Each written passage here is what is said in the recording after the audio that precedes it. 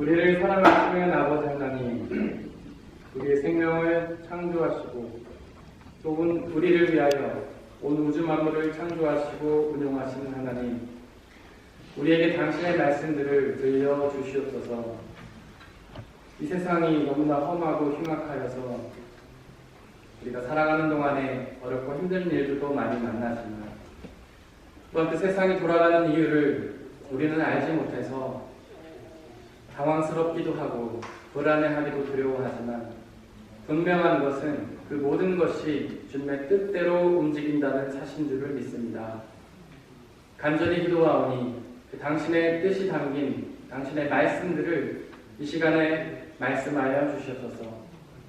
성령 하나님 우리와 함께하여 주시사 당신의 말씀이 온전히 선포되게 하여 주시고 우리 마음속에 온전히 심겨지게 하여 주시고 그 말씀을 온전히 듣고 깨닫고 믿어 그 말씀 속에 있는 영원한 생명의 비밀을 받아 누리는 놀라운 역사에 이르도록 은혜 내려 주시옵소서. 이 모든 말씀 우리 주 예수 그리스도의 이름으로 기도드렸습니다. 아멘. 우리 아버지 하나님과 예수 그리스도께서 주시는 은혜와 평화가 여러분들에게 있기를 바랍니다. 오늘은 예수님의 십자가의 고난을 되새기는 사순절의 두 번째 주일인데요. 과연 그 예수님의 십자가의 고난은 우리에게 어떤 의미가 있는 걸까요? 구약 성경에서 가장 중요한 인물을 둘 꼽으라면 모세와 아브라함일 겁니다. 먼저 아브라함은 믿음의 조상이라는 별명을 가지고 있었는데요. 바로 믿음이 아브라함의 특징인 것이죠. 오늘의 일독서 창세기 12장이 그 아브라함의 믿음을 잘 보여주고 있습니다. 1절에서 하나님은 그 아브라함에게 내가 살고 있는 땅과 내가 난 곳과 너의 아버지 집을 떠나라고, 즉 고향을 떠나라고 명령하셨는데요. 사실 그는 그 고향에서 많은 부와 명예와 권력을 누리며 살고 있었습니다. 바로 그 세상의 가치들을 버리라고 하나님은 그에게 명령하셨던 것이죠. 어떻습니까? 그런 명령이 따르기 쉬운 명령입니까? 따르기 어려운 명령이잖아요. 아마도 저였다면 그런 명령을 듣고는 심하게 망설였을 것입니다. 그러나 아브라함은 그 명령에 순종하여서 자신이 누리던 모든 좋은 것들을 다 버리고 고향을 떠났습니다. 또한 하나님은 그에게 가나안으로 가라고 명령하셨는데요. 사실 그곳에는 아브라함이 아는 사람이 단 한 명도 없었습니다. 문화도 언어도 다른 아주 생소한 땅이었죠.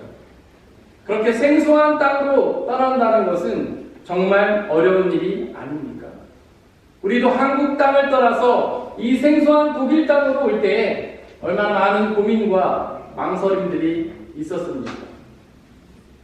하지만 아브라함은 그 명령에도 아무런 두려움이나 거리낌 없이 순수히 따랐습니다. 어떻게 그가 그렇게 하나님의 명령에 순종할 수 있었던 걸까요? 그 이유는 바로 그가 하나님을 믿었기 때문입니다. 믿음은 바로 우리의 마음을 하나님께로 돌리는 것입니다.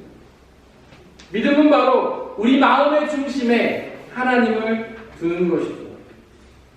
믿음은 바로 하나님을 사랑하는 것입니다. 마태복음 22장 33절에 기록된 것처럼 마음을 다하고 목숨을 다하고 뜻을 다하여 하나님을 사랑하는 것이 바로 믿음입니다. 반면에 모세는 다른 특징을 가지고 있었는데요. 그의 특징을 알려주는 사건은 시내산에서 십계명을 받은 사건입니다. 십계명은 바로 율법을 의미하는 것이죠. 즉 율법이 모세의 특징인 겁니다. 혹시 율법을 어떻게 생각하십니까? 부정적으로 생각하실지도 모르겠습니다. 하지만 율법은 사실 잘못된 것이 아닙니다. 율법은 원래 십계명이나 모세의 오경처럼 하나님의 말씀을 의미하는 것이죠. 그 하나님의 말씀이 얼마나 귀한 것입니까? 그것이 귀한 것이기에 시편 1편 2절이 기록하듯 우리는 그 율법을 즐거워하며 주야로 묵상해야 하잖아요. 사실 잘못된 것은 율법이 아니라 율법주의입니다. 율법주의는 율법을 지켜야만 구원을 얻는다는 주장인데요. 그 주장이 왜 잘못된 것인지 아십니까? 도대체 왜 율법을 지키는 것으로는 우리가 구원을 얻을 수 없는지 아십니까? 그 이유는 결코 우리가 율법을 온전히 지킬 수 없기 때문입니다. 아무리 노력하고 애써도 율법을 온전히 지킬 수가 없기 때문이죠. 우리의 자신의 모습을 한번 돌이켜보시기를 바랍니다. 우리는 율법에 기록된 대로, 하나님의 말씀에 기록된 대로 항상 지키며 살아가고 있습니까? 우리는 하나님의 말씀이 가르치는 대로 항상 하나님만 믿고 섬기며 살아가고 있습니까?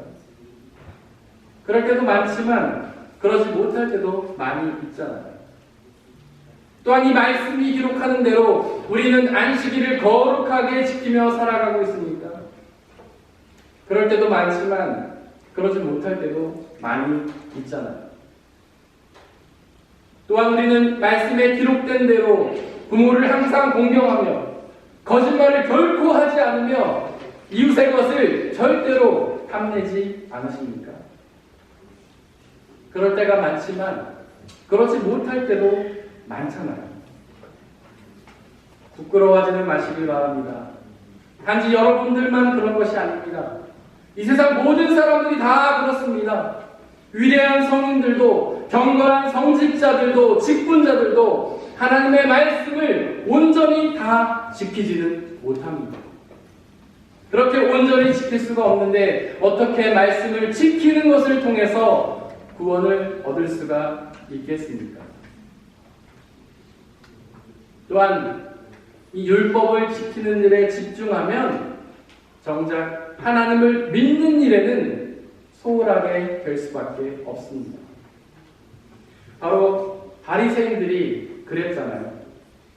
그들은 예배하고 기도하고 금식하는 일에는 몰두하면서 정작 하나님을 믿는 일에는 소홀히 하지 않았습니까?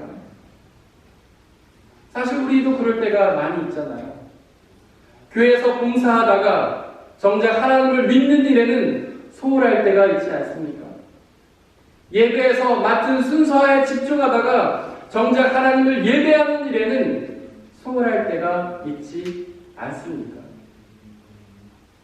그렇게 하나님을 믿는 일에 집중할 수가 없는데 어떻게 하나님에게 있는 구원을 받아 누릴 수가 있겠습니까? 오늘의 이 독서 로마서 4장 3절을 보시기를 바랍니다. 하나님은 아브라함을 의롭게 여기셨다고 선포하는데요. 여기서 의롭다고 번역된 디카이 오스네는 하나님 보시기에 옳다라는 의미입니다. 즉 모세의 율법이 아니라 아브라함의 믿음이 하나님 보시기에 옳았던 것이죠.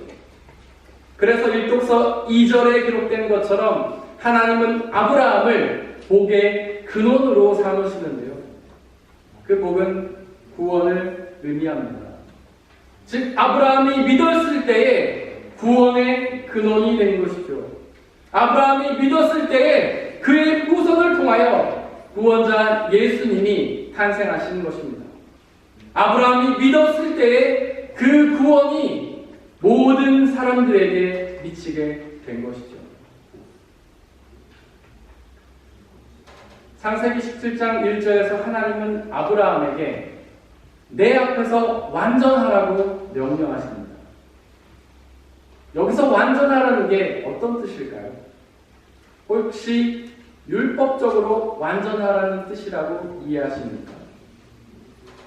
그래서 율법을, 하나님의 말씀을 온전히 지키려고 노력하시나요? 그래서 주일 성수를 온전히 하고 헌금과 봉사를 열심히 하며 선교와 전도를 열심히 하려고 애를 쓰십니까? 그러나 완전할 수 없어서 좌절하고 낙심하시나요?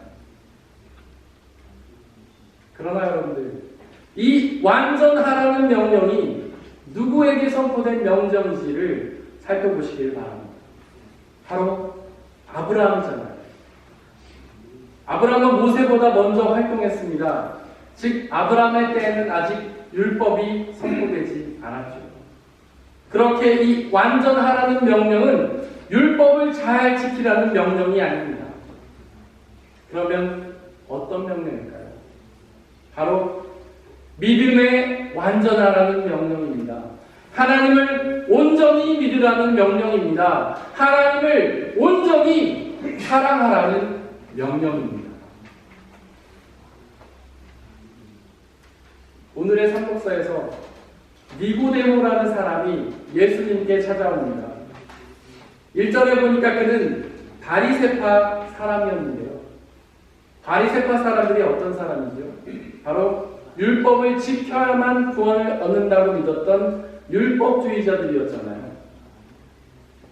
하지만 3절과 5절에서 예수님은 그에게 물과 성령으로 다시 나지 않으면, 즉 거듭나지 않으면 하나님 나라를 볼 수 없다고 말씀하시는데요. 여기서 물로 다시 난다는 건 물 세례를 의미하고, 성령으로 다시 난다는 것은 성령 세례를 의미합니다. 이런 세례는 어떤 사람이 받습니까? 바로 하나님을 믿는 사람이 받잖아요. 즉 바로 이 예수님의 말씀, 물과 성령으로 거듭나야지 하나님 나라를 보게 된다는 이 말씀은 하나님을 믿어야만 하나님 나라에 들어가게 된다는 말씀인 것입니다. 율법을 지킴으로써가 아니라, 말씀을 순종함으로써가 아니라 오직 믿음으로써 구원을 얻게 된다는 말씀이죠. 하나님의 말씀을 행함으로써가 아니라 하나님을 온전히 사랑함으로써 구원을 얻게 된다는 말씀입니다. 당연하지 않습니까? 우리도 서로 믿고 사랑해야지만 함께 살 수 있잖아요. 믿고 사랑하지 않는 사람이 어떻게 함께 살 수가 있겠습니까? 하나님도 마찬가지입니다. 하나님을 믿고 사랑해야만 그분과 함께 살 수 있는 것이죠. 이독서 24절과 25절은 십자가에 달린 예수님을 전합니다. 이 예수님 한번 보시기를 바랍니다. 이 예수님이 십자가 위에서 무엇을 하셨습니까? 그가 율법을 지키셨나요? 하나님의 말씀에 순종하셨습니까? 아니잖아요. 그저 하나님을 온전히 믿으셨잖아요. 그저 하나님을 온전히 사랑하셨잖아요. 결국 예수님은 죽으셨지만 부활하셔서 영원한 생명을 이루시지 않았습니까? 우리도 이 예수님처럼 하나님을 온전히 믿고 사랑하면 부활하여서 영원한 생명을 누리게 되는 것입니다. 여기서 한 가지 질문이 생깁니다.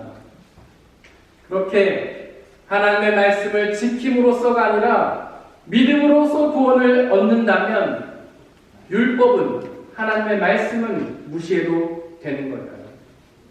하나님의 말씀에 순종할 필요가 전혀 없는 걸까요? 아닙니다. 믿음을 의미하는 헬라어 피스티오에는 순종한다라는 뜻이 포함되어 있습니다. 즉 믿음은 반드시 순종을 수반하게 되는 것이죠. 하나님을 믿었던 아브라함은 하나님의 명령에 순종해서 가나안으로 가지 않았습니까? 그처럼 하나님을 믿는 사람은 그분의 명령에 순종하여 따르게 되는 것이죠. 다들 연애해보셨죠? 사랑을 하면 사랑하는 사람이 원하는 바를 행하게 되지 않습니까? 아무리 힘든 일이라고 할지라도, 아무리 하기 싫은 일이라고 할지라도 사랑하는 사람이 원하면 행하게 되잖아요. 혹시 하나님의 말씀에 순종하고 싶은데 잘 안 돼서 고민이십니까? 그렇다면 그 말씀에 순종하려고 노력하지 말고 하나님을 온전히 믿고 사랑하려고 노력하시기를 바랍니다. 그렇게 하나님을 믿고 사랑하면 그분의 말씀에 순종하게 되는 것입니다.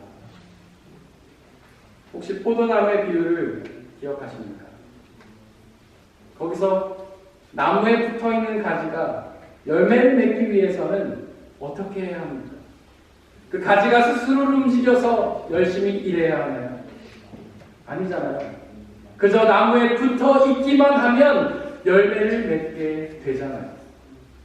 그처럼 우리도 하나님을 믿고 사랑하여서 그분에게 꼭 붙어 있기만 하면 그분의 말씀을 순종할 수 있게 되는 것입니다.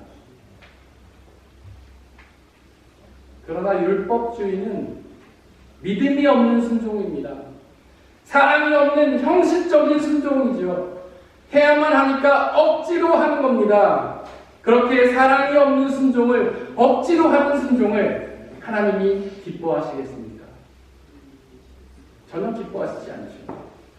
우리도 사랑이 없는 억지로 하는 행동은 전혀 기뻐하지 않잖아요.